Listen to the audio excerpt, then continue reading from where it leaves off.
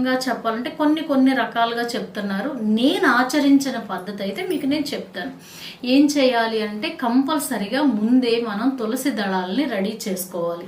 తులసి దళాలు రెడీ చేసుకోవాలంటే మీకు ముందు రోజు నాడు శుక్రవారం వస్తుంది కాబట్టి శుక్రవారం నాడు తులసి దళాలు కొయ్యకూడదు.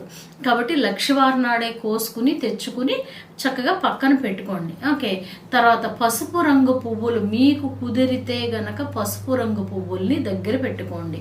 ఓకేనా? అలాగే బియ్యపు పిండి అంటే ఎప్పటి నుంచో మన ఇంట్లో డబ్బాల్లో మురిగిపోయిన బియ్యపు పిండిని మాత్రం వాడకండి. చక్కగా ఆ రోజు ముందు రోజు నాడు మీరు ఏం చేస్తారంటే శుక్రవారం రోజు నాడు మీరు ఎంత పిండి ముద్దలను అయితే చేయాలని అనుకుంటున్నారో అంతకు సరిపడా మీరు బియ్యాన్ని ఒక గ్లాసులో ఎన్నో కన్ని నానబెట్టుకోండి. నానబెట్టిన తర్వాత దాన్ని ఏం చేస్తారంటే తెల్లారికి మీరు ప్రమిదలు చేసుకోవడానికి కావాలి. తర్వాత కంపల్సరిగా పులిహార అనేది స్వామివారి